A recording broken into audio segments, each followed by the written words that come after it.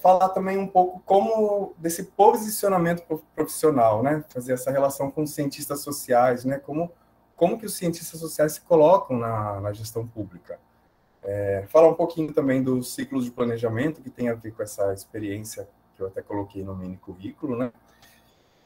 E por fim, falar mais dessa formação complementar, porque eu acho que isso é algo importante que eu também gostaria de conversar com vocês sobre isso, porque eu acho que tem bastante a ver, né? Com esse caminho que a gente chega e não é nada fora do que a gente está fazendo, sabe? Por isso que diz complementar, né? A gente pega tudo aquilo que a gente está aprendendo e sempre vai um pouco a mais, né? Sempre vai implementando algo a mais ali, né? Então, tá bom. Bom, o curso de Ciências Sociais, para mim, ele foi a minha primeira formação superior. Eu acho que como muitos, né?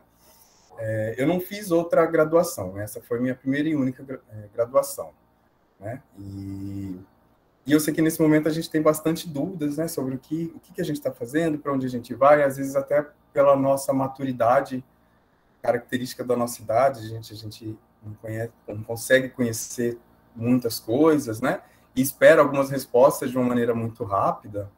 Então a gente tem muitas dúvidas, eu também tive muitas dúvidas, todos nós, né, acho que isso é normal, né, sobre que decisões tomar. E seja na vida acadêmica, na vida pessoal, profissional, tudo isso se mistura, né? No nosso dia, essas coisas elas não estão separadas, né? E essa essa era uma questão que me gerava muita ansiedade nesse momento, né? Enquanto eu era estudante, né? Será que eu vou conseguir um emprego, né? Essa é uma questão bem prática, né? Que chega muito na gente, né? Porque a gente tem essa visão até de um emprego formal, né? Num lugar formal, né? Também me gerava ansiedade o fato de eu não conseguir visualizar, muitas vezes, como atuava um profissional das ciências sociais, né?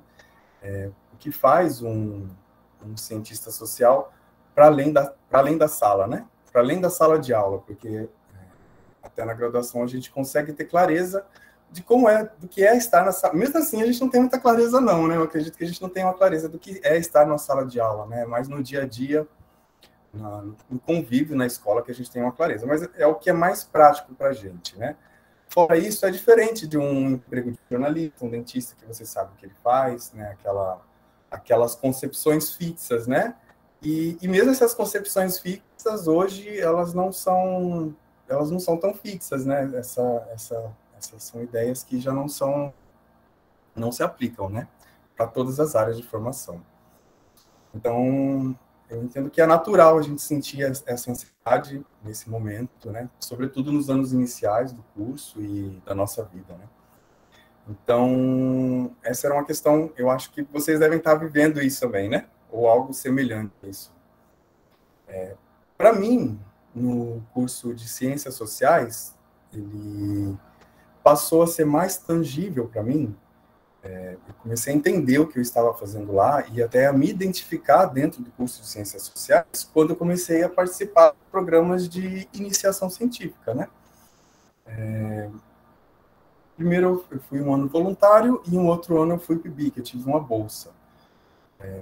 Até então, o curso de Ciências Sociais não era a minha única atividade, né? Eu tinha que ter outras estratégias financeiras, então eu dividia o meu tempo com outras coisas e as informações e tudo mais, né? Então, conforme o curso foi se desenvolvendo e eu precisei ter mais comprometimento, né? Eu procurei me envolver com isso, né? Eu percebia que eu precisava disso para eu chegar até o fim do curso, né?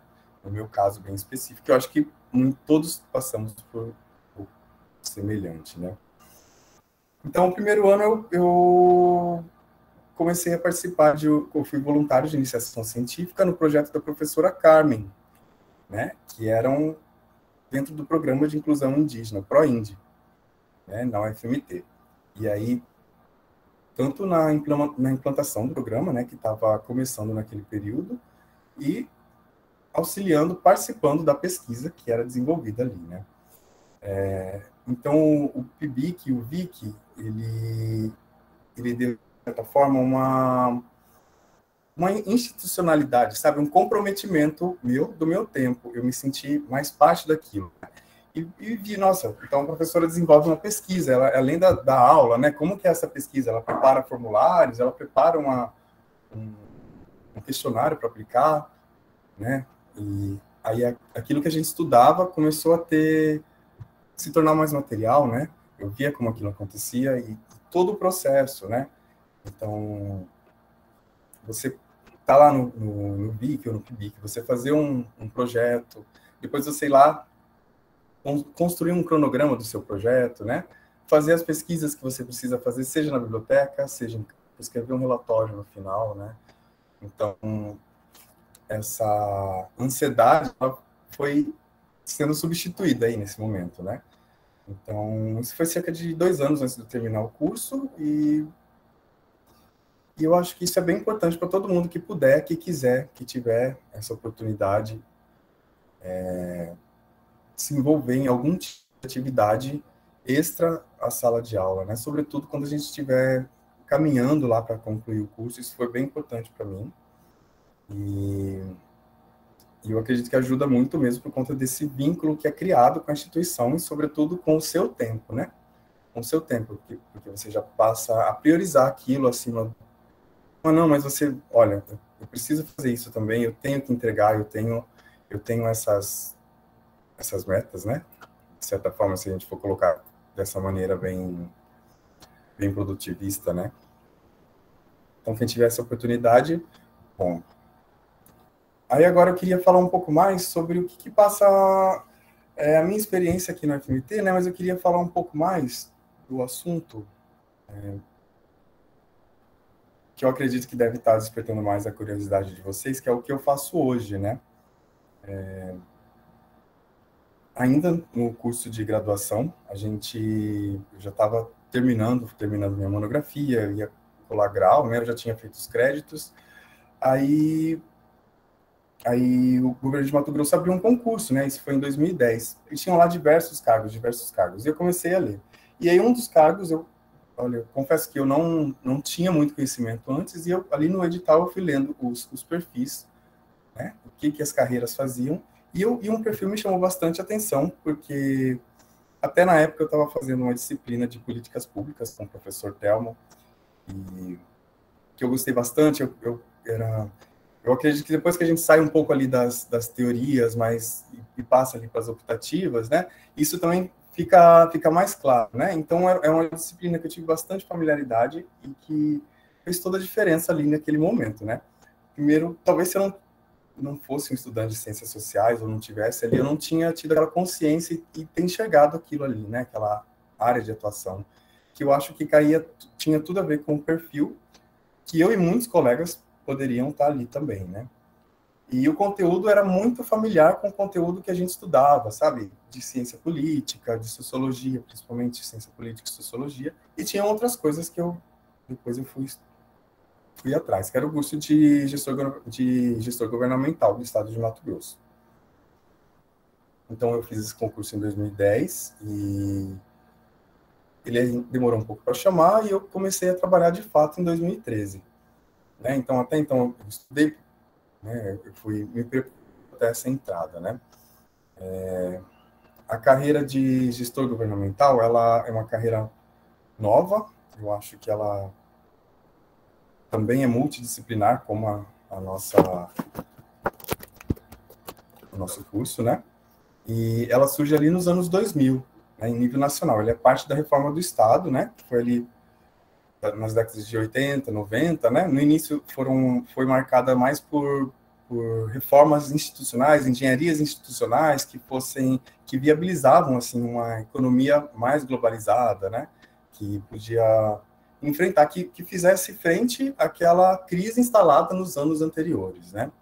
Então ela surge nesse contexto das diversas reformas gerenciais que o Estado vinha tendo naqueles anos, né? Então, os anos 2000, né, enquanto os anos 80 e 90 tinha mais essas alterações na estrutura econômica do Estado, já nos anos 2000 começaram a ter reformas mais no sentido de profissionalizar a burocracia estatal, né, que mais voltada para uma eficiência dentro da administração, mais voltada para resultados, né? Então, essas influências acabam influenciando no formato da administração pública que foi se transformando até então, né? Então, a carreira de gestor surge aí. Nesse período, tiveram vários programas de reforma, nem vou entrar muito em detalhe, assim, mas vários programas de reforma a cada ano, né? E eles tinham a participação de técnicos do banco, do BID, né? Do Banco Interamericano de Desenvolvimento, né? E ele tentava trazer mais isso, essa profissionalização da gestão pública e essa capacidade em si do Estado de fazer essa gestão financeira. Então, essas carreiras, elas nascem com esse intuito de a gestão financeira de uma maneira separada da política, né? Ela teria um caráter mais estratégico e profissional. E que elas ficassem, de certa forma, mais protegidas das influências políticas da alternância de poder ali, né? Aqui em Mato Grosso, ela surge no ano 2000, né? Também com essa mesma intenção, só que elas foram tomando outros formatos, né? Então, elas saem um pouco ali dessa gestão financeira e econômica e elas passam a enxergar as políticas públicas, né? Elas tentam focar mais nos sistemas de gestão e da gestão das políticas públicas e proteger as políticas públicas, os planos dessas interferências políticas, né? Trazer, por exemplo, o SUS, né? O SUS, ele não foi criado num rompante, por exemplo,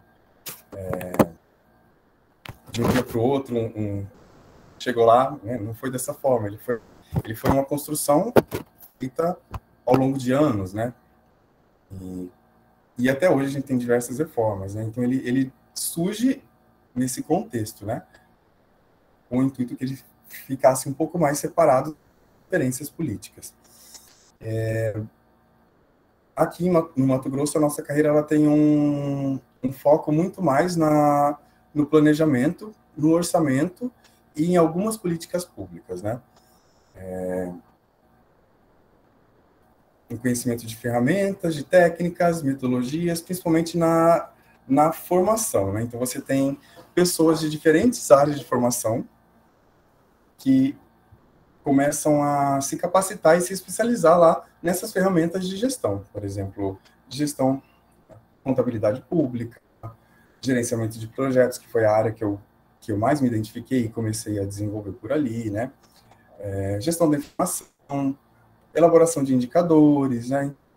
Esses conhecimentos acabam ali se agregando dentro daqueles profissionais para realizar a gestão das políticas específicas em cada área, né?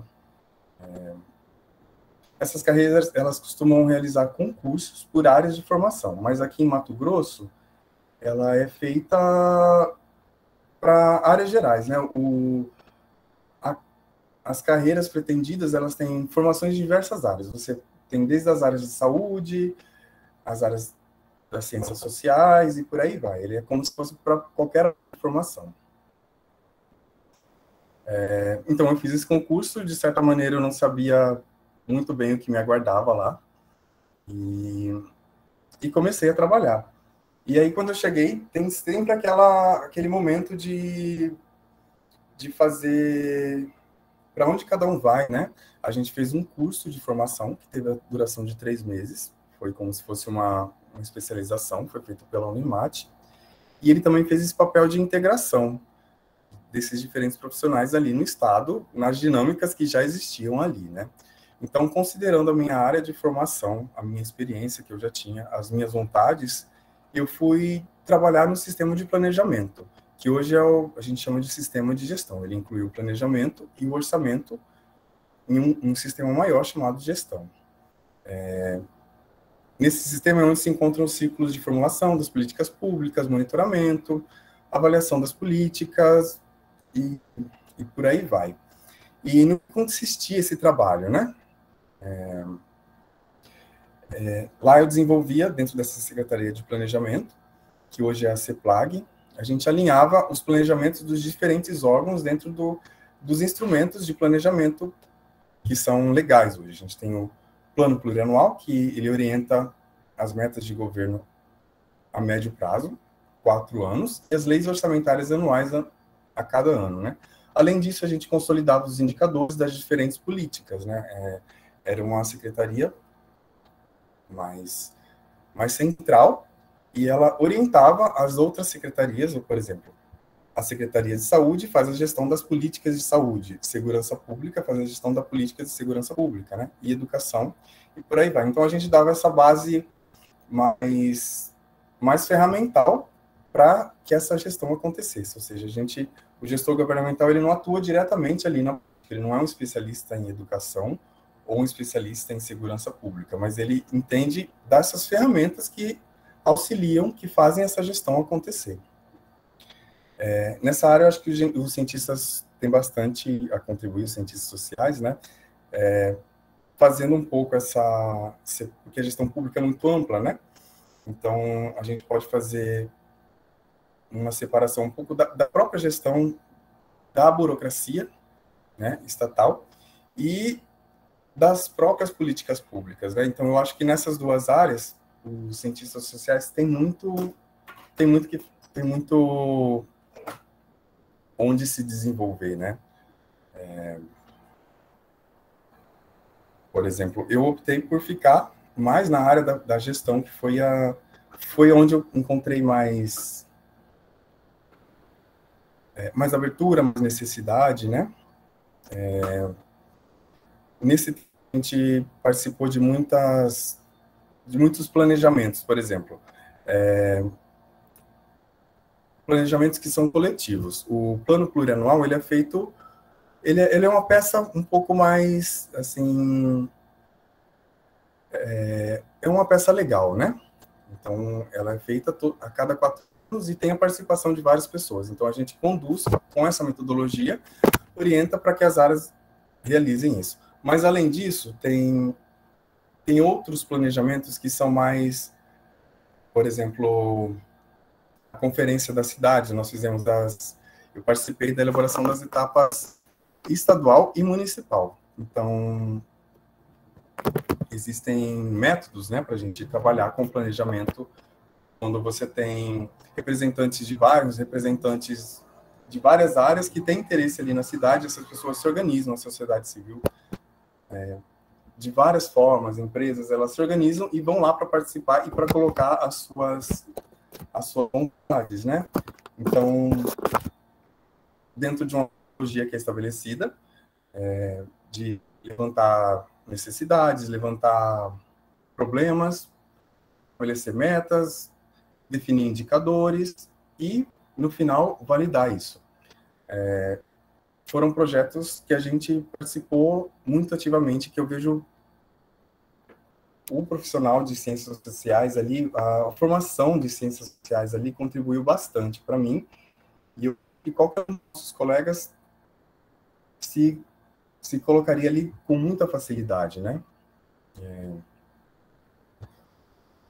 Hoje eu trabalho num núcleo de gestão estratégica, que, apesar desse nome ser um pouco pomposo, dentro desse núcleo a gente tem alguns sistemas que acontecem, que é o de desenvolvimento organizacional. Por exemplo, quando a gente cria uma estrutura de uma secretaria, como a gente cria, que critérios a gente segue? Existem critérios técnicos para isso, não são só critérios políticos, por exemplo, porque eu quero colocar alguém aqui, né? Então, a gente segue orientações para construir a estrutura de uma secretaria, quais as carreiras que vão lá, né? Para que aquela estrutura tem que existir, né? Qual que é a missão daquilo? Ela não sai da cabeça de ninguém, a gente precisa conversar com as áreas, conversar com até o gestor, com aquela pessoa que foi eleita para aquilo, e que ela não pode ser, aliás, ela é a principal naquilo, né? Então a gente tem que sempre fazer essa intermediação e essa negociação. É um trabalho muito nesse sentido, né? Também nesse núcleo também estão as peças de orçamento e planejamento. Enquanto antes eu trabalhava na Secretaria de Planejamento, que fazia um trabalho mais sistêmico com todo mundo, agora eu faço um trabalho específico de uma secretaria, né? a gente costuma falar que é um trabalho finalístico. Eu não vou fazer, de fato, a interlocução governamental lá com essas pessoas que estão lá eleitas para isso, mas a gente cuida da organização e do funcionamento da secretaria, né? Além disso, também tem um orçamento que tem regras específicas para funcionar, para ser planejado. Enfim, tem uma infinidade de coisas ali que podem ser realizadas e todas envolvem bastante essas relações, né? Essas relações dentro de uma instituição. Queria falar um pouquinho também dessa formação complementar, né? A professora mandou uma questão falando sobre quais as ferramentas, né, que a universidade não pode oferecer tudo, né, para todas as ocupações possíveis. E, de fato, né, eu acredito que o que sai ali, esse diferencial nosso, o diferencial dessa formação universitária em ciências sociais, ela não necessariamente vai lhe dar ferramentas desse tipo, ferramentas de gestão, né? Então, não sei muito bem aonde cada um vai trabalhar. E eu fiz algumas escolhas, né? Quando eu escolhi trabalhar com a gestão pública, que era algo que me interessava, eu precisei buscar uma formação em gestão pública, que tudo que eu conheci antes, todas as teorias, tudo que a gente estudou antes, não é... Ela se soma, né, e eu vou ter uma outra visão dessas ferramentas de gestão. Eu tive muita dificuldade com contabilidade, e eu não imaginava que eu necessariamente ia precisar conhecer contabilidade, né, nesse nível. Mas existem regras contábeis, e essas regras, elas definem, inclusive, as regras de funcionamento e as regras da burocracia, que mesmo que você não vá fazer a contabilidade, você precisa conhecer o funcionamento, né? E, por fim, eu me identifiquei bastante com o gerenciamento de projetos, que é uma área que não tem... a gente imagina muito que está muito focada às engenharias, né, às ciências da computação, mas é uma área que se aplica a todas as áreas de conhecimento, né? Quando alguém vai montar um projeto de pesquisa, está montando um projeto, né? Quando você está organizando um curso, você está montando um projeto. Um seminário, você está montando um projeto. Então, dentro dessa área, você tem os conhecimentos da gestão do tempo, a gestão de recursos, gestão de pessoas, e é uma área também sem fim, que envolve muito essa relação com pessoas, né? Eu acho que, penso muito que é por aí. Eu queria até, não sei se vocês têm algo que queria que complementasse mais, mas eu acho que, por exemplo, esses cursos que não são necessariamente, você não vai fazer uma nova graduação, mas especializações enquanto você não quer, se você não quer fazer, se você não tem interesse de ir para uma carreira acadêmica nesse momento, né? Se você não vai dar continuidade em pesquisas, em mestrado e doutorado, tem outras coisas que você pode fazer. Você não precisa estudar, existem diversos mestrados profissionais, especializações. Eu entendo que a área de pesquisa também, pesquisa de opinião sempre, né? Sempre precisa, um trabalho de ouvir, de escuta, de tirar um conhecimento dali de uma maneira mais rápida, né? Seja para implantação de políticas e por assim vai. Né? Eu entendo que tem várias áreas também, caso não seja do interesse da pessoa, como você se sente à vontade, né? E é por aí. Tem o ENAP, a Escola Nacional de Administração Pública, ele, nesse momento da pandemia, ele ofertou diversos cursos online, né? São cursos rápidos, de curta duração, bem ferramentais para você aprender a fazer planejamento estratégico, mapeamento de processos, essas coisas, né? Mas, além disso, ali tem eles têm um programa de mestrado, doutorado, então, ali você vai conseguir ver vários pesquisadores vinculados desenvolvendo pesquisas em administração pública. eu acho que se vocês tiverem interesse, vocês podem olhar ali, tem várias publicações, e vocês vão ver como que ali não é necessariamente um trabalho de gestão pública, mas de pesquisa em gestão pública. Então, dá para ver várias situações bem interessantes ali. Eu acho que dá para inspirar bastante.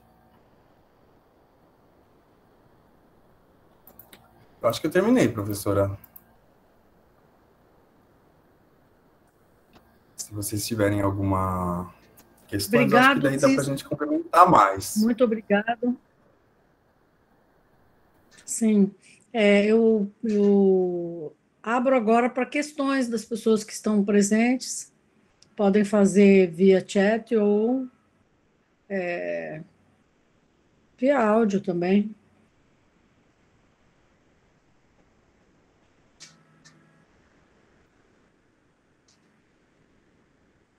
Ninguém tem perguntas, gente?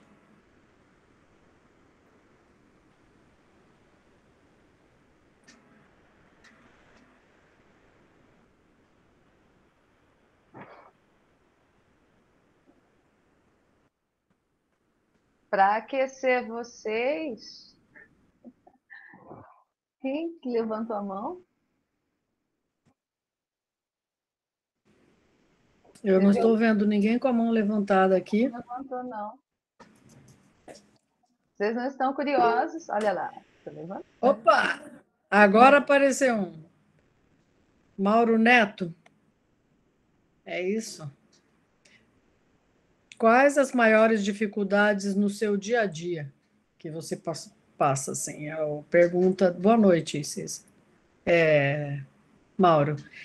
A pergunta do Mauro é: quais as maiores dificuldades que você passa no seu dia a dia?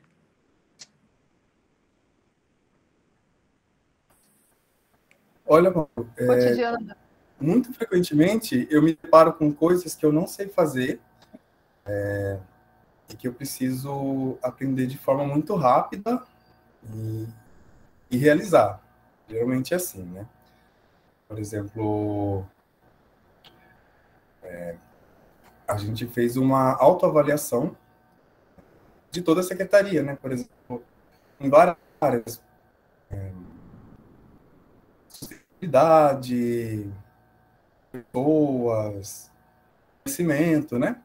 E aquilo precisava ser feito muito rápido, e era um método que já estava pronto, e eu fui lá né? Às vezes a gente leva um tempo, não é de uma hora para outra, mas para fazer uma organização, às vezes eu consigo fazer.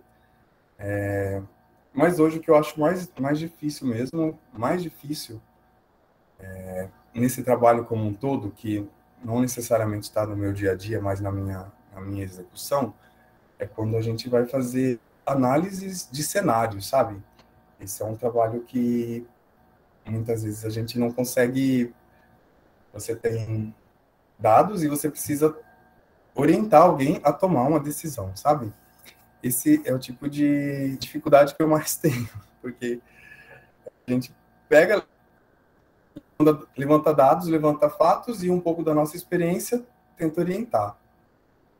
Eu acho que é a maior dificuldade que eu tenho.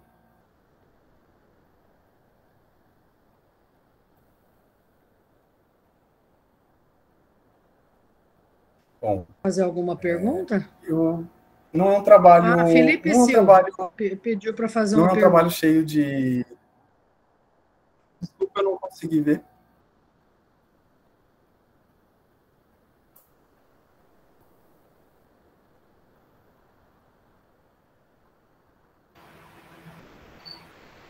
Eu posso falar? O Mauro. Sim, né? pode. Então, bom. Tá. A minha pergunta é mais na perspectiva assim. Eu vi você contando, né, sua trajetória dentro da universidade, falando que ingressou em vários programas, né? Acho que era uma das coisas, acredito, foi uma das coisas que a gente falou ontem, né, na mesa, sobre a importância de ingressar nesses programas, conhecer o curso. Mas o seu emprego hoje, né, o que você faz hoje enquanto cientista social, eu fico me questionando como a gente pode levar algumas coisas básicas ou comuns que a gente enxerga nas ciências sociais, que é a problematização, o entendimento social, ou várias questões sociais, como a gente pode levar isso, sei lá, para o mercado, né, para o trabalho profissional. E eu quero saber se você leva isso para o seu cotidiano, para a sua carreira, né? Essas questões sociais, se você leva para o seu emprego, para o seu cargo. Eu fico pensando nisso, porque às vezes fica parecendo muito metódico, né, essas coisas do mercado, de trabalho, e como levar uma sensibilidade mínima, né, que o cientista social ele precisa ter para se tornar um bom profissional, né, para entender melhor o funcionamento da sociedade, como a sociedade se organiza, como poder aplicar da melhor forma os métodos científicos das ciências sociais. Então, eu não sei se deu para entender muito bem a minha pergunta, mas... Enfim. Assim, eu não sei se você perguntou no sentido de transformar. Foi nesse sentido a sua pergunta? Ou foi no sentido de compreender e utilizar aquela compreensão de uma maneira ética? Porque, assim, eu pode ser nos dois. Pode ser nos dois sentidos. Trabalho que eu faço, no trabalho que eu faço hoje, nesse momento, eu não gero conhecimento, eu não faço pesquisa, eu não gero conhecimento. Mas eu me aproprio de conhecimentos que já existem, de pessoas que já fizeram aquilo que eu estou fazendo, de alguma forma, né? E utilizo aquilo, né? Enquanto um cientista social, né? E eu estou colocado ali, a gestão pública, por si, ela é burocrática, né? Então, quando eu estou falando de burocracia, instituições, isso não se separa da política, isso não se separa da política eleitoral, que tem uma dinâmica que acontece ali, né? Não se separa das políticas públicas que vão continuar, não sei se vão continuar acontecendo ou de que forma, mas elas precisam acontecer, e conforme as orientações políticas, né, aqui mudam a cada 4 anos, de alguma forma há uma alteração ali daquelas orientações políticas, né? Isso pode alterar também as políticas públicas que são executadas. Por exemplo, o programa, eu vou trazer uma coisa um pouco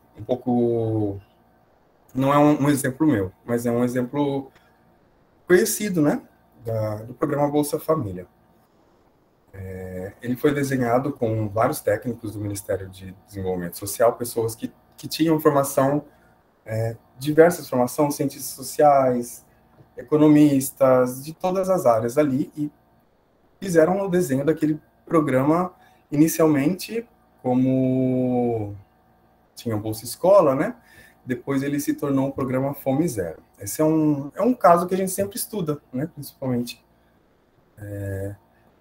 Só que eles estavam com um problema que as pessoas não estavam sacando o dinheiro do cartão Fome Zero.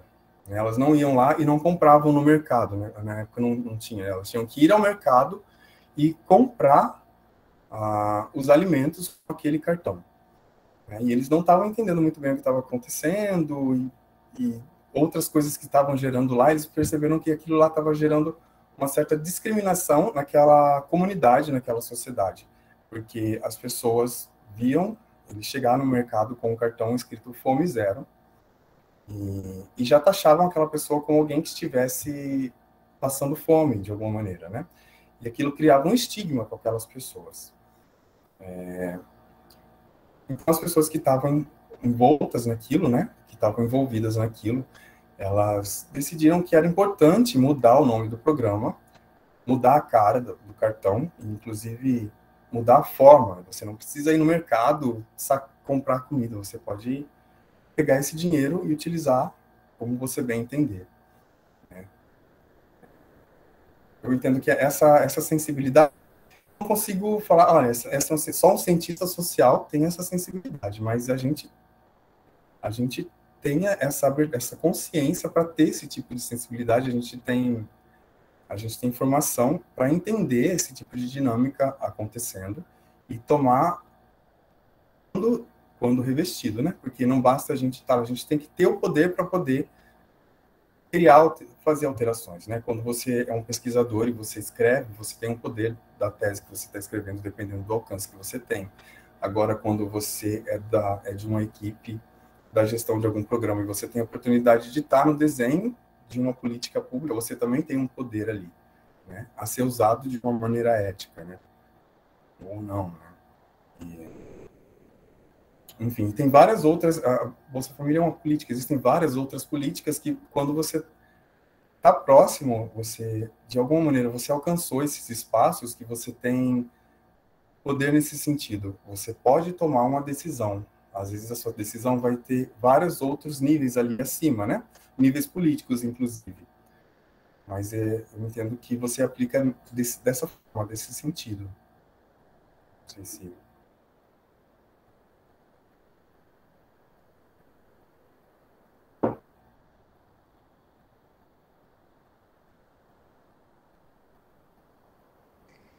Eu vou chamar o Flávio, que está inscrito agora para fazer uma pergunta. O Mauro Neto, espera um pouquinho, que o Flávio não fez nenhuma pergunta ainda, tá? Tudo bem? Pode fazer a pergunta, Flávio. Boa noite, pessoal. Boa noite, Cícero. A minha pergunta é, como você é gestor e cientista social, como que você trabalha por meio de parecer, verificando essa análise de algum projeto que por exemplo, o gestor público ou até mesmo o governador tem para a sociedade, por meio de parecer, e segundo você tem uma importância muito em questão de dados, em trazer respaldo nesses programas. No caso, se der algum erro, você é responsabilizado como?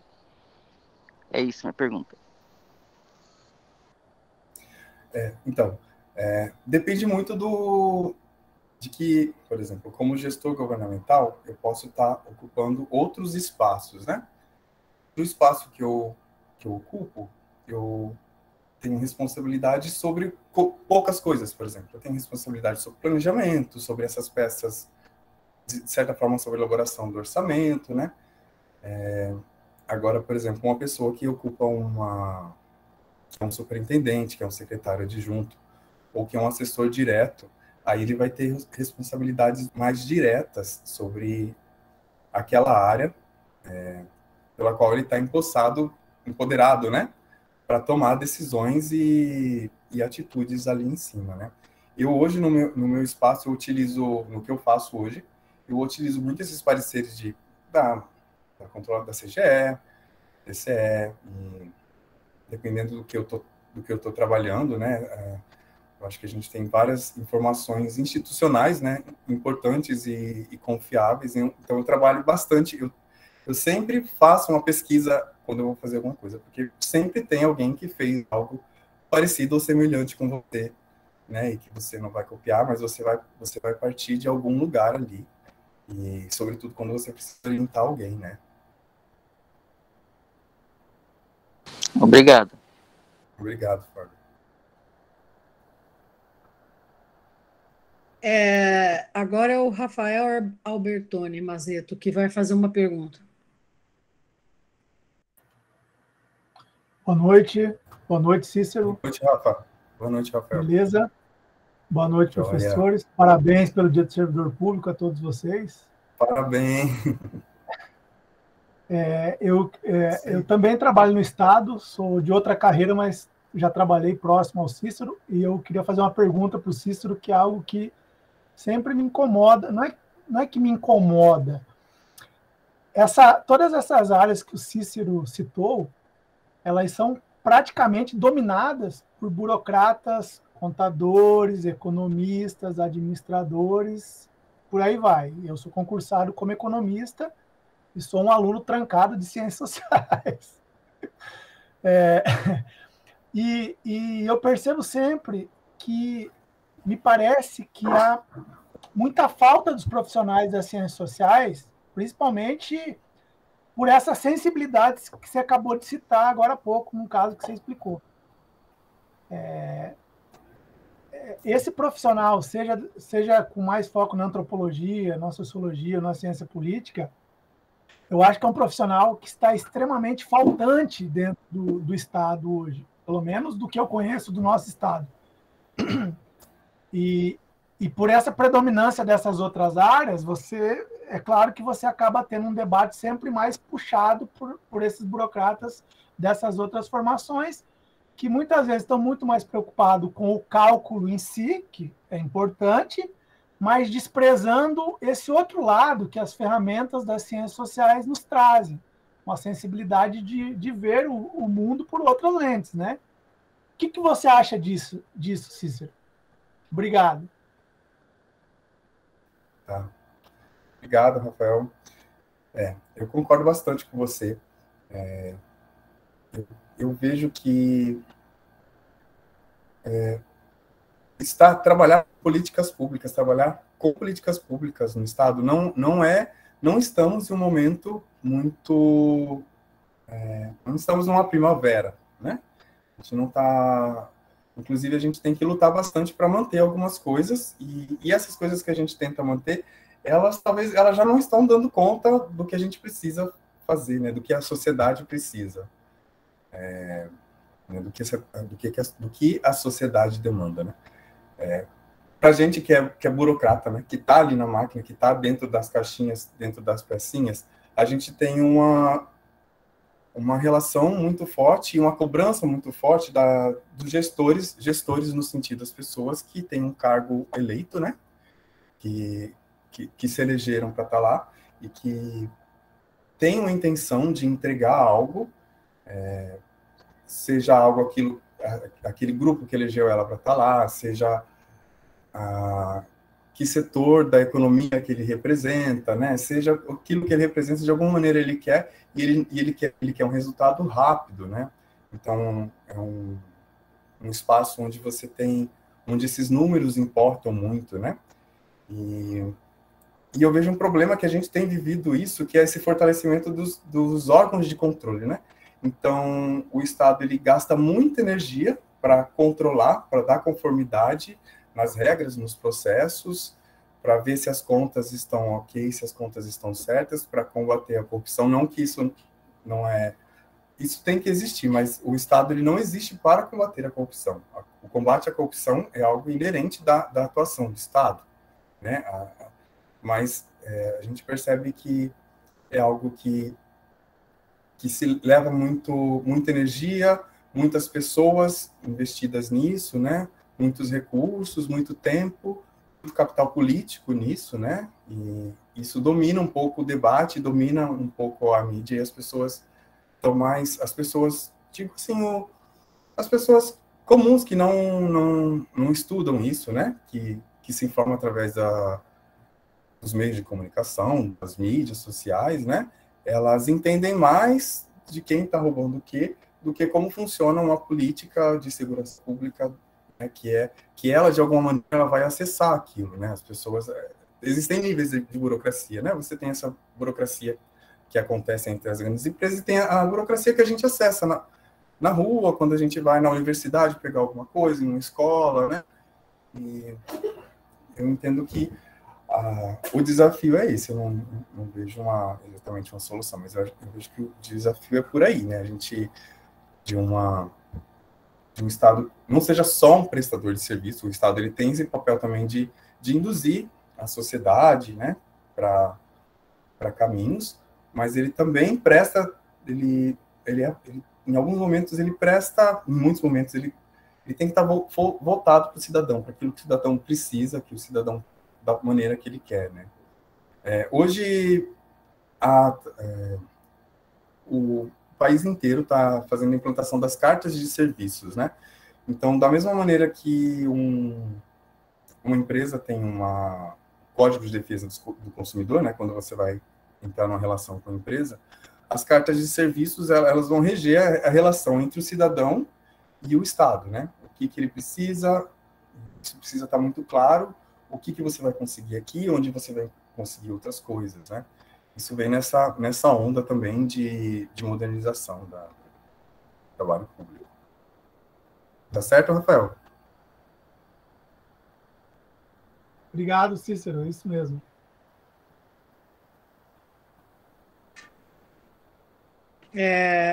Tem uma pergunta aqui do Gabriel Ulian, que o comentário dele, primeiramente, parabéns pela sua fala, ele diz aqui, Obrigado. Elucidativa no sentido das perspectivas da atuação profissional, mas também sobre a organização e funcionamento do aparelho de Estado. E ele faz uma pergunta: com quais outras áreas de conhecimento você dialoga mais diariamente? Quais disciplinas eletivas e optativas você recomendaria para os estudantes que pensam em seguir carreira na gestão pública? Políticas públicas, né? É bom estudar bastante. Eu acho que isso é uma área da ciência política. E, inclusive, eu acho que se eu não tivesse feito uma disciplina que eu fiz um pouco antes, talvez eu não tivesse conseguido entrar, sabe? E é uma área gostosa de estudar, eu gosto até hoje, sempre estou lendo. Eu acho que as políticas públicas, deixa eu ver. Bom, então, assim, hoje no meu dia a dia, que teve uma pergunta no dia a dia, hoje no meu dia a dia eu tenho umas questões que são mais práticas, que são mais de ferramentas, né?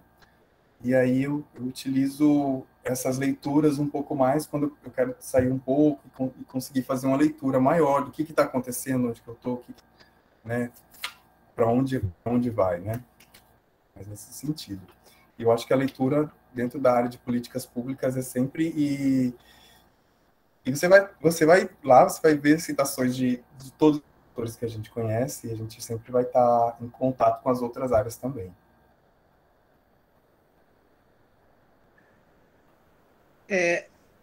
Olha, o Alessandro Rodrigues. Sim. Eu perguntar se quer que eu falo de algumas pessoas que eu gosto de ler, que são boas referências para a gente.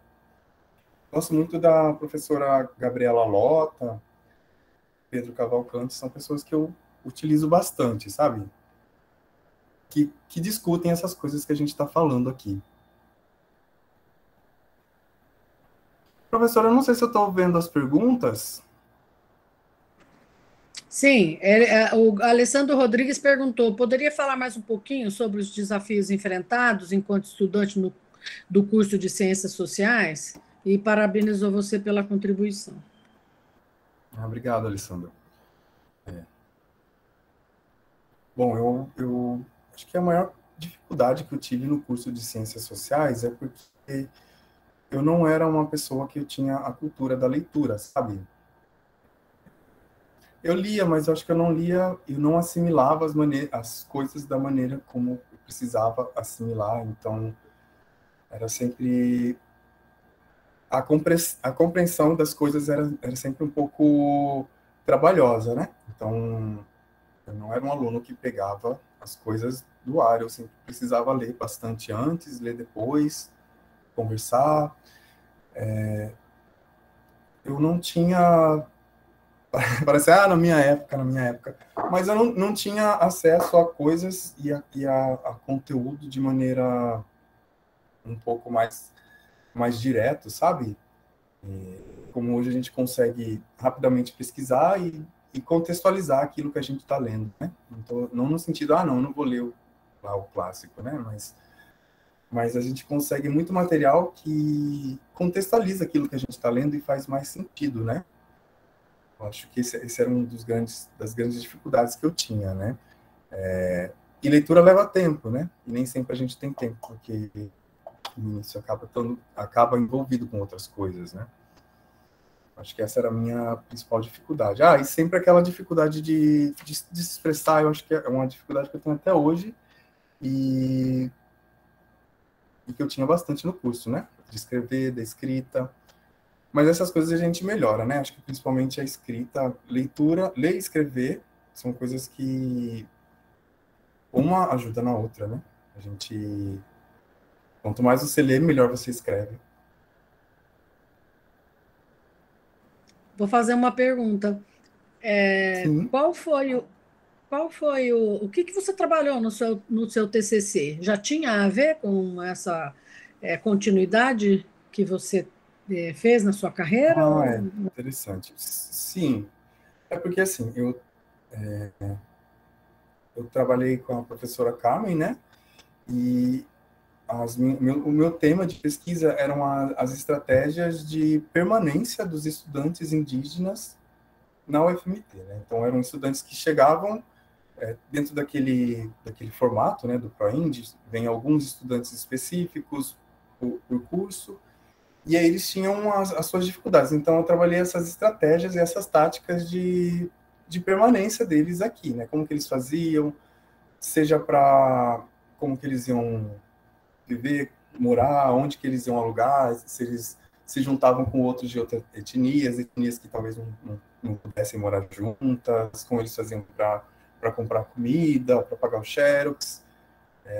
E junto disso, durante o VIC e o PIBIC, eu fiz uma revisão bibliográfica sobre o desenho dessas políticas de ação afirmativa, né, no ensino superior. Daí eu meio que fui fazendo um apanhado dos formatos, né, quais são os tipos de políticas, né.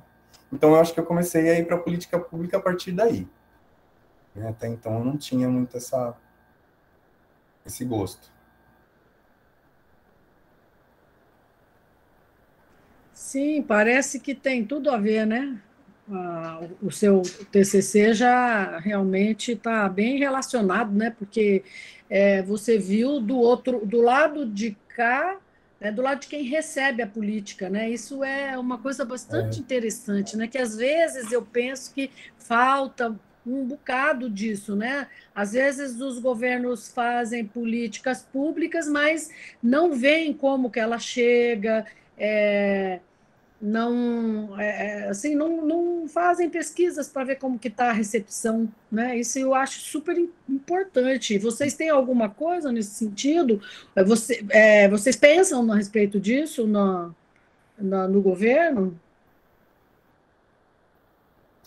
Olha, na minha visão, as políticas que são mais que seguem esse ciclo, né? Você tem um problema que você quer resolver, você tem um desenho, você tem um primeiro ano de implantação, depois você vê o que deu errado, daí você vai lá, escuta as pessoas e retorna e volta. São as políticas que são mais nacionais, né? Políticas de saúde, políticas que já têm uma cultura de se autoavaliar, né? De ouvir as pessoas. Acho que o SUS é um exemplo que eu gosto muito de ver, sabe? Porque ele tem avaliações anuais com pessoas de todas as áreas, né? Tem indicadores que são tradicionais. Outros pesquisadores constantemente se debruçam para entender o que está acontecendo, né? Mas, assim, de nível local, eu não consigo te levantar uma política que tenha essa continuidade dessa forma, né? Porque, de certa forma, as políticas, no Brasil, elas são dessa forma federativa, né? As grandes políticas que são aplicadas, que o Estado aplica e os municípios têm esse papel muito grande na aplicação, né? Então, você precisa de todos os entes envolvidos ali.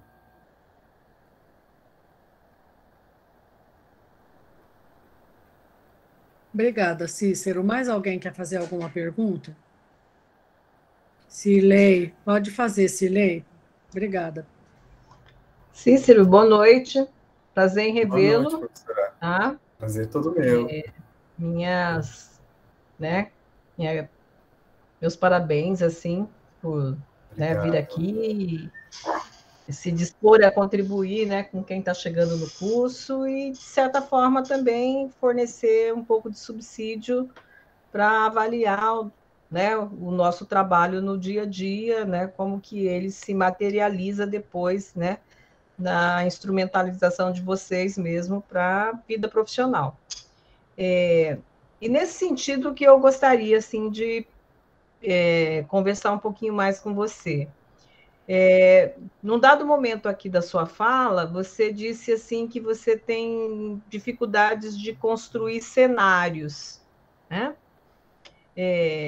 quando você está trabalhando, por exemplo, num projeto, num programa, eu imagino, de governo e tal, né? Abrir as perspectivas, né? E analisar o campo de probabilidades. Você acha, e o que faltou para você no curso para que você adquirisse mais elementos que possibilitasse você fazer análises e análises mais nessa linha mesmo, né, de possibilidades, né? Pensando que a dinâmica da sociedade é sempre, quando a gente olha para frente, é sempre um campo de possibilidades.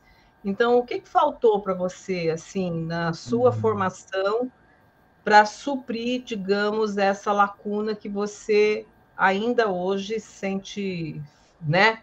Sente falta, né?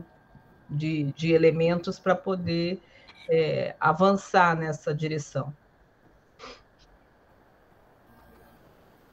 Sim.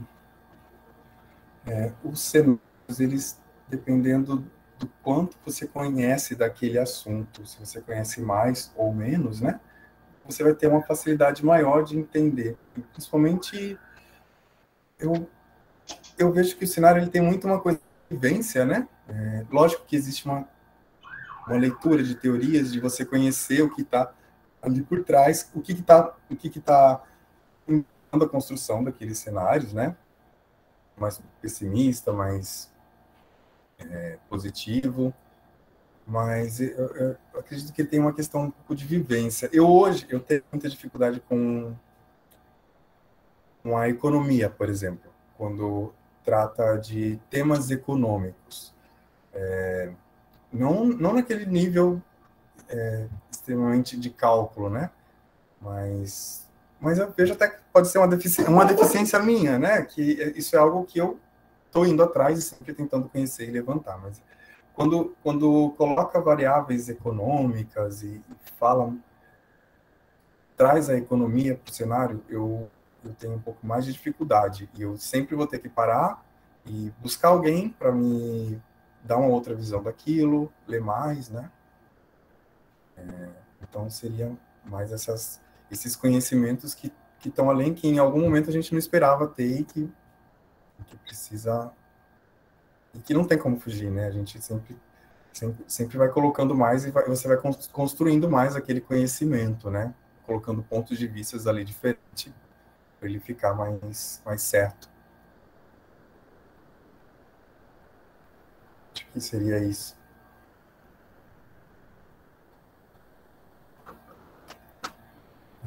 O Leonardo Jesus perguntou aqui se você gosta de ler e se a resposta for não ou só o necessário, dá uma dica aí para quem tem essa dificuldade. Porque aparentemente está havendo um surto de PDF, com os PDFs do AVA. Olha, eu gosto de ler, mas é muito diferente você pegar um livro, uma literatura, e você sentar e ler de uma maneira fluida, né? Só entendendo ali, e você pegar uma teoria para você compreender, né? E às vezes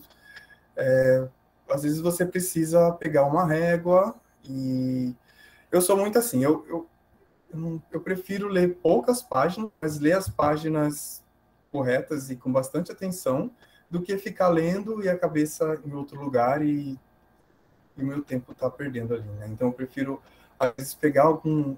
A gente consegue, quando a gente pega um livro, um texto, onde que estão as partes mais importantes, e naquelas partes você para lá, pega a régua, tira os trechos, assim, né? Eu vejo que as leituras, em algum momento, elas se complementam, né? Então, às vezes, no início da leitura, ela é mais difícil mesmo. Depois que você já colocou as questões básicas ali, ela vai, né? E eu acho que tenta pegar aqui que você acha que vai ter mais facilidade, né?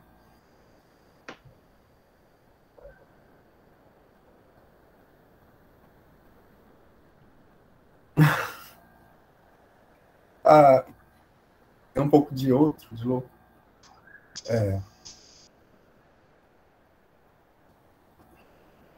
É porque, assim, Tem um comentário aqui.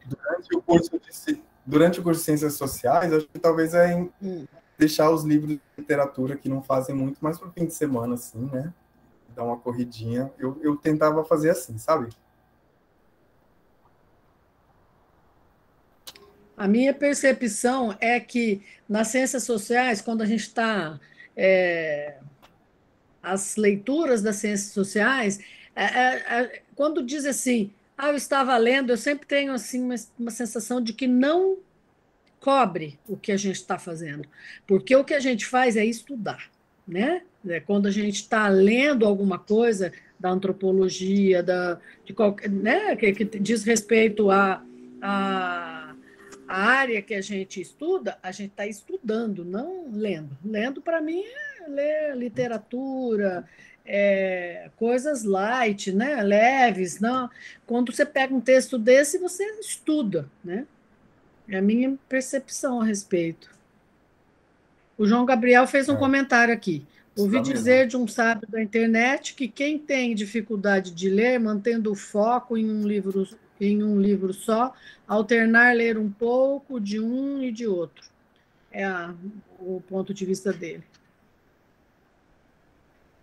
Mais alguma pergunta, gente?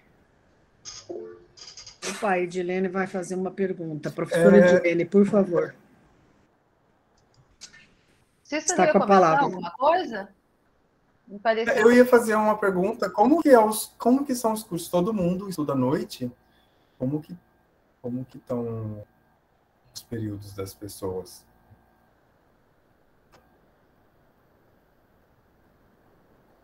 Professora Edilene quer responder? Quer comentar? Sim. Nós mantemos tanto o bacharelado quanto a licenciatura no período noturno. O curso é noturno. Ainda. Ainda não mudamos. Bom, Cícero, em primeiro lugar, eu vou aproveitar a minha fala para cumprimentar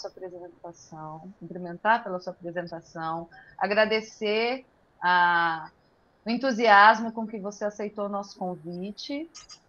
Tá? É muito, muito importante. Nós tínhamos certeza de que essa sua fala seria muito significativa para todos nós aqui. E a minha pergunta é a pergunta de alguns veteranos que já estão se preparando para sair do curso, mas talvez também de alguns calouros. Vou compartilhar. Você comentou um pouco como foi o seu contato com o edital, né, do concurso, o tempo. E aí, aproveitando, como é que você lidou com a preparação na época, né? Queria que você falasse um pouquinho mais.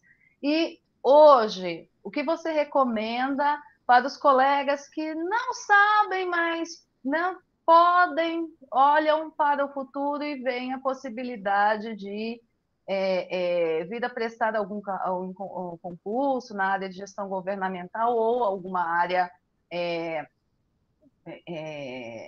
que também tenha, claro, uma interface com a formação dos cientistas sociais.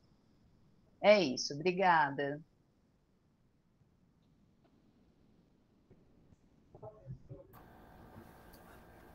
Então, na época que eu estudei para esse concurso, na verdade, eu estava terminando a minha monografia, então eu estava numa rotina de estudos. Eu estava escrevendo, já tinha feito as leituras e estava escrevendo, então praticamente alternava entre...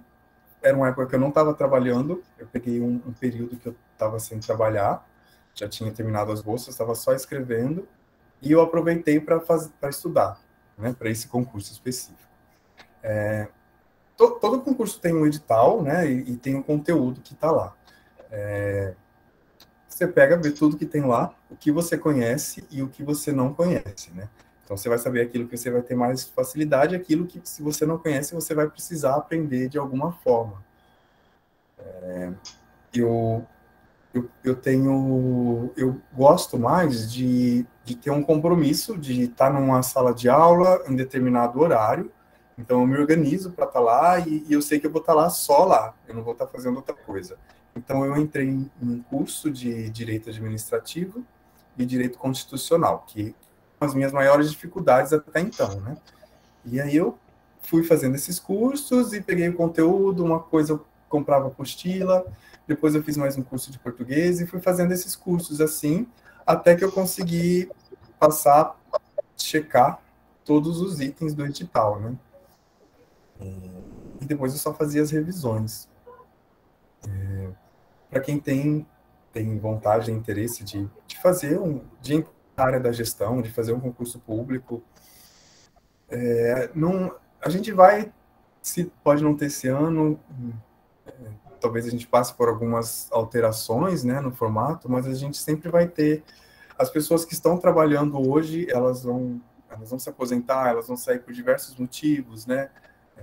O Estado sempre está ampliando sua atuação, né, mudando, alterando, então está sempre de olho, está sempre informado, sabendo o que está acontecendo. O concurso, ele não é apenas uma questão de conhecimento. Na verdade, ele não é uma questão de conhecimento, né? Ele é um concurso para selecionar pessoas e, na verdade, mais para excluir pessoas, né? Então, é uma concorrência. Então, de alguma forma, você vai ter que aprender aquilo que é pedido, que costuma se cair nos editais, por exemplo. Esses cursos dessas áreas de gestão governamental sempre cai direito administrativo, sempre cai economia, gestão pública, ciência política, então, políticas públicas, né? Então, são áreas que você pode estar constantemente estudando para não sair sempre do zero, né? De alguma maneira, você conseguir rever e ter uma menor quantidade para você estudar. Mas, assim, eu vejo que sempre ter outros planos, né? Sempre estar aberto para outras coisas e outras oportunidades de trabalho. Acho que é uma meta, você quer fazer isso, você se programa para aquilo, mas no sentido de não se privar de outras coisas e de conhecer outras coisas. De repente você gosta de outra coisa, se encontra ali, faz com prazer, faz com talento, né? Não ficar muito esperando, né? Ansioso esperando. Nesse sentido.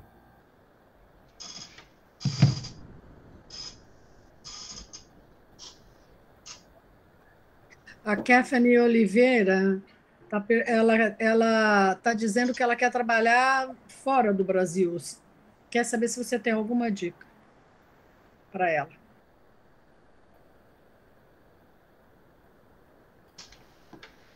Você quer trabalhar fora do Brasil em diversas áreas, né? Eu acho que você...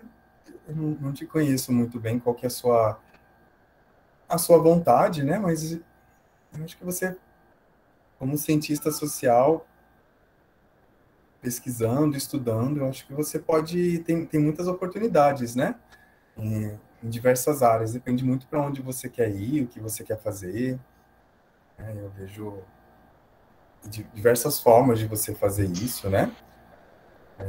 Bom, falar um pouco, talvez não tenha muito a ver, mas até antes disso, eu gostava muito de ficar olhando os editais ali da ONU, né?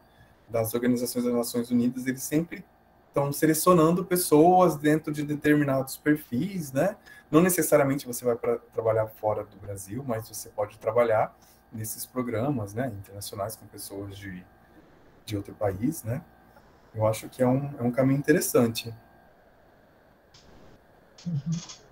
E para cientistas sociais, né? Eles têm muito, ou na antropologia, ou na formação específica, né? Mas para a nossa área. Desculpa, professora Cirlei.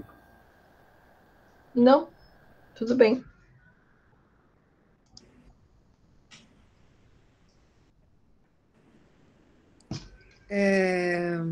Felipe Silva.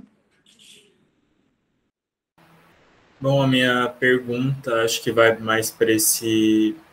Acho que é duas perguntas, na verdade, também, porque eu queria perguntar se o cargo que você está ocupando, né, enquanto chefe do Núcleo de Gestão Estratégica da Casa Civil de Mato Grosso, ele é um cargo específico para cientista social ou para outras pessoas de outras áreas também?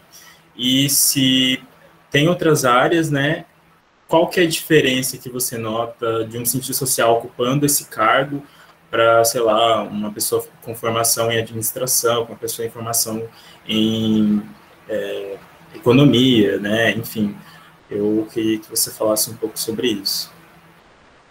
Obrigado.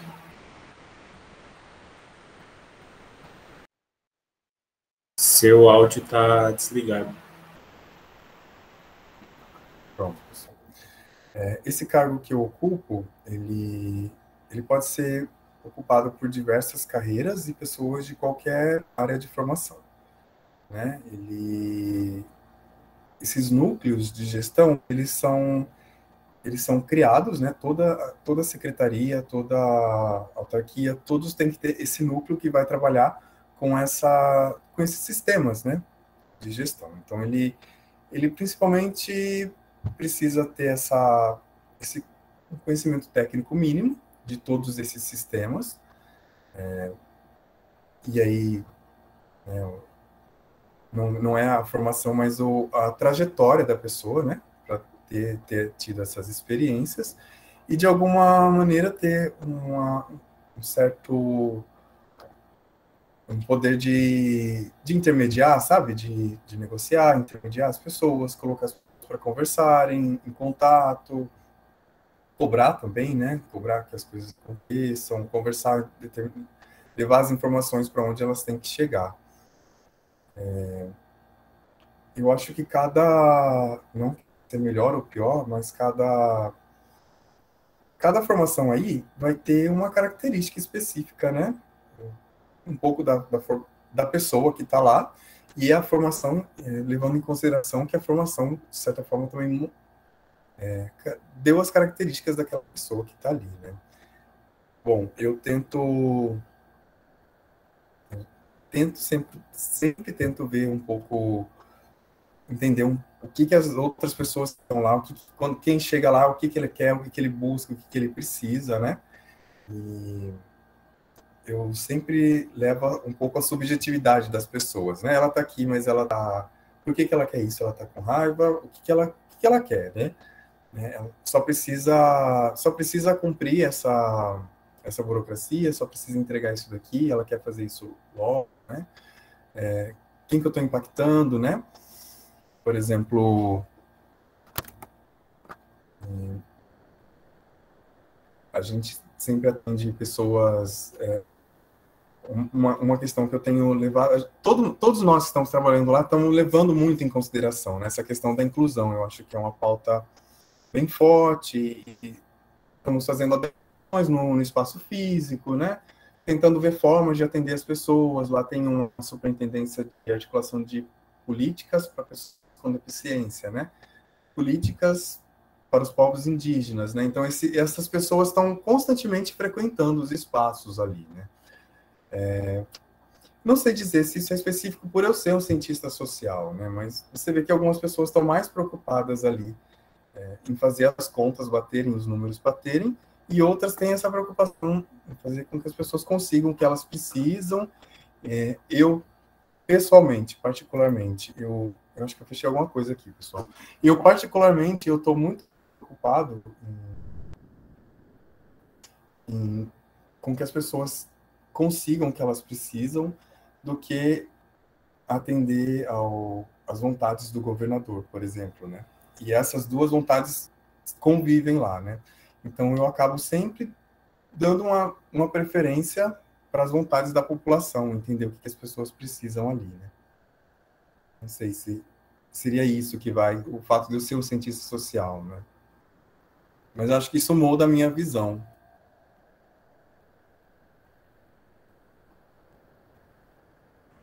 Murilo Obrigado, Souza, Cícero, pela resposta. pode fazer a sua pergunta.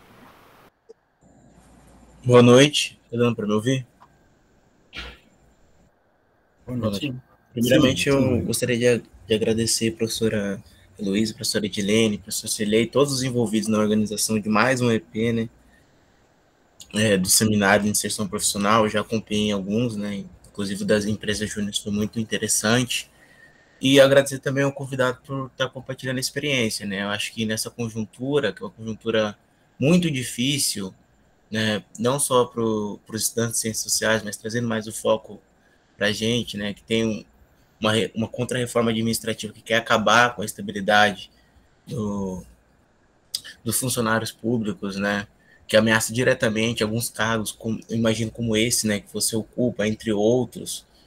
E também até das reformas que acontecem aqui no Estado, como a implementação das diretrizes de base, agora em 2022, no ensino médio, né, que trazem apenas uma aula semanal para sociologia, que coloca a atuação dos licenciados em xeque algumas vezes, né?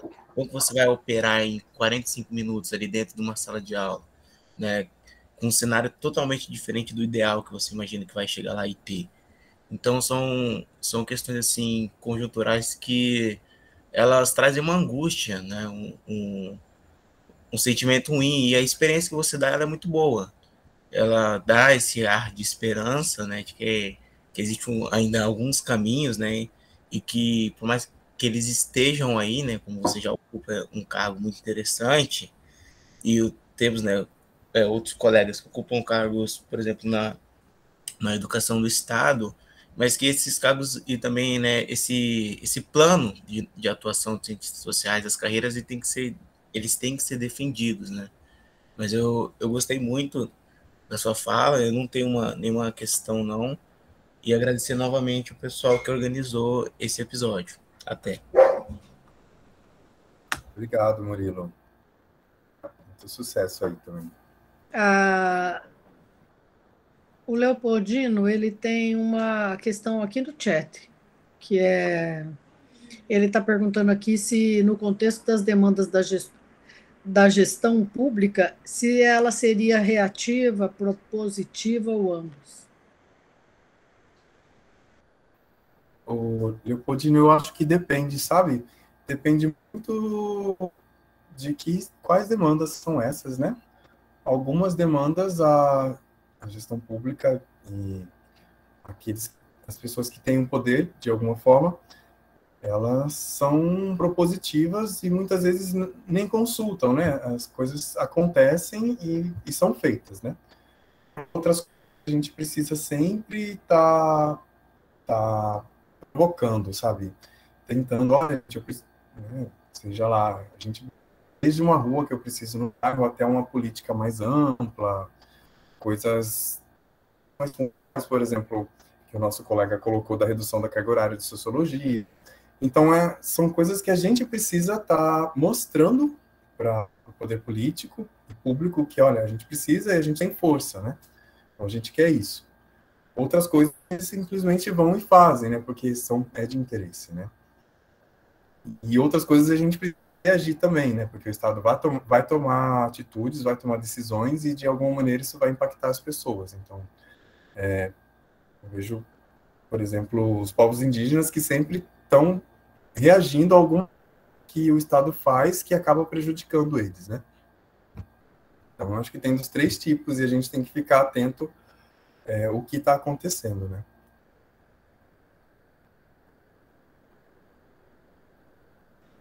Mais alguém quer fazer pergunta? Vênus levantou a mão, pode falar.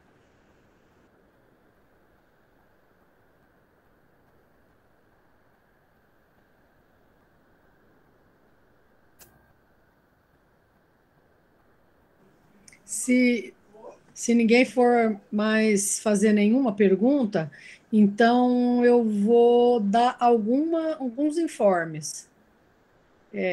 O primeiro é de que o próximo encontro que nós estamos organizando vai ser sobre mobilidade nacional e internacional, que nós vamos ter o Marco Greco, que acabou de chegar de uma mobilidade nacional, para falar a respeito de como foi essa experiência, como que ele conseguiu, né? Então, esse deve ser um próximo encontro. E relacionado à atenção assim aos calouros, né? Mas não só, porque esse programa de mobilidade, ele atende todos os estudantes, né, até um certo ponto do curso, e então vai ser de interesse de todos, né? E também quero informar sobre o próximo encontro da inserção profissional. Quem vai estar conosco vai ser o Rodrigo Ferreira, dia 12 de novembro. Coloquem aí na agenda. Né? Ele vai falar sobre os desafios e oportunidades no mercado de trabalho da antropologia. Né? Ele é graduado na UNB, em antropologia na UNB, e ele é mestrando do programa de pós-graduação da UFMT. Né? E ele já trabalhou no Ministério Público e hoje ele trabalha na OPAN, a Operação Amazônia Nativa, na gestão, em projetos de gestão de territórios indígenas e assessoramento de organizações e associações indígenas. Então, ele tem um projeto muito interessante também de pesquisa que ele está desenvolvendo ali no mestrado do programa de pós-graduação em antropologia da UFMT. Quer dizer, gente, não dá para perder, né? Agendem aí, dia 12, tá? Esses seriam os 2 informes que eu teria para passar para vocês. A professora Edilene quer falar alguma coisa, dar algum informe? Bom, só lembrar aqui da nossa equipe, né? A realização desse evento é uma promoção dos cursos de ciências sociais, né? Dos cursos de bacharelado e licenciatura em ciências sociais, com a colaboração do Departamento de Sociologia e Ciência Política e o Departamento de Antropologia. E na organização direta deste evento estamos a professora Heloísa Ariano e eu, e a nossa equipe de alunos extensionistas voluntários, tá? A Ana Tamara, o Davi dos Santos, a Jaqueline Lopes, a Cleice Montanha, o Luiz Felipe Mariano, o Mixele Djalma e o Renan Naves Braga. Então, agradecer a todos, tem o apoio ainda da direção do ICHS, da Pró-Reitoria de Cultura, Extensão e Vivência e da Pró-Reitoria de Ensino de Graduação. Agradecer mais uma vez os colegas, né, professores que estão aqui presentes. Eu estou olhando aqui a professora Cirlei, a professora Patrícia. Eu não consegui identificar aqui, não estou com todas as imagens. Se tiver algum outro colega, se sinta cumprimentado. Não vou ficar procurando aqui, senão eu vou cometer alguma injustiça. E, claro, a participação dos calouros e de todos os nossos veteranos também, o apoio do centro acadêmico, dos representantes discentes. E, é claro, mais uma vez, agradecer o nosso palestrante, Cícero. Obrigada, gente. Esperamos vocês nos próximos encontros. Obrigado, professora. Prazer em revê-los, prazer ver os novos colegas. Tá? Foi um prazer, Patrícia. Tudo de bom para você, tá? O Felipe Silva quer falar alguma coisa. Não, queria agradecer ao Cícero por estar aqui como palestrante, né?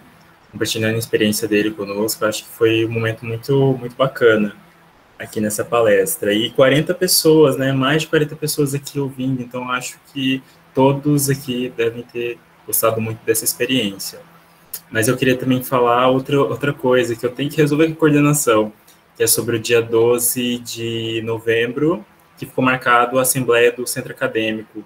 Então, para todos que estão aqui assistindo, a gente ainda vai resolver essa questão de data com a coordenação, e depois a gente passa os informes para vocês, né, estudantes, para a gente poder ver uma data melhor, se vai alterar essa data, se não vai. Então, enfim, vamos conversar com a coordenação.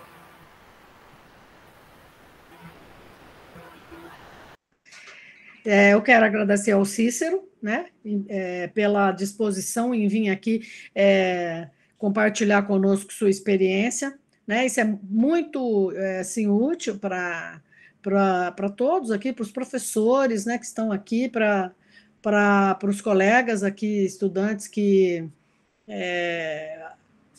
essas experiências são sempre muito ricas de serem compartilhadas. Quero agradecer às professoras, Cirlei e Patrícia, que estão aqui conosco hoje. Muito grata por privilegiar esse momento. E quero agradecer os calouros e demais estudantes que vieram prestigiar aqui e aprender um pouco mais, né, sobre esse assunto, tá? É isso, então, gente. Está concluída. Sobre a Assembleia, eu acho que a gente pode ver, né, como vamos resolver aí na sequência, né? Tá? Obrigado, então, e boa noite. Boa noite. Boa noite a todos. Boa noite Até a mais. todos.